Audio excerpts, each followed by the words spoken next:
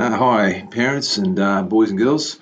By now, no doubt you've heard that the stay-at-home regulations across New South Wales are going to continue for at least 2 more weeks.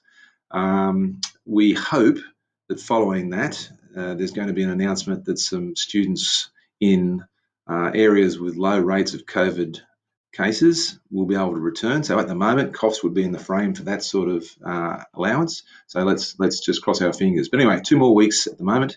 Whenever students do return to school, whether it's just on a case-by-case basis or if it's across the whole state, there's going to be some conditions on that. One of them will be the rate of vaccinations across the state has to reach a certain level, and students, staff and parents will have to follow a few specific rules, which we'll communicate to you at the time when that announcement's made, rather than go into it all now in detail. And of course, all of this is designed to minimise the risk of COVID in the community and to keep your kids and the rest of us safe. So we've really got to try and follow them as much as we can. We acknowledge that learning from home, which will now continue for, as I say, at least 2 more weeks, is sometimes a difficult task, and particularly on top of all the other restrictions that are going on around society at the moment. But it's important that we face this is a difficult time and show our children that we can overcome adversity and work our way through it. And that's a valuable lesson for them, just as it's valuable for them to see that you want to be involved in their education. And you're probably going to get a bit more practice at that than you want really at the moment.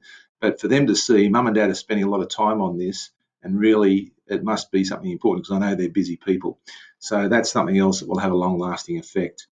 Now, a few little tips for parents that are having trouble.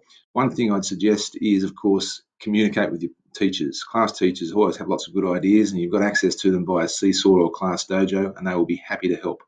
No question is a bad question. If you're thinking something, what's going on here, probably other people are too. And that'll help us to know what our communication at home needs to be. We don't expect students to be working like 9 till 3 every day. You're a good judge of how much is enough. If you, for example, on a given day find that everyone's getting a bit stressed, it might be a good time to firstly ask the teacher for some advice, if you can, or just cut a lesson short if that's necessary. And sometimes if it gets too extreme, just on the odd occasion, you might say, right, well, today we might not get into too much of it, but talk to the teachers and they will help you through those tough days. We don't recommend students being in front of a device for too long on a given day. Try and mix it up a bit. I know there's lots of good ideas for non-digital activities, and I think next Friday there's going to be a whole day of it, so just stay tuned for that. What else have I got here?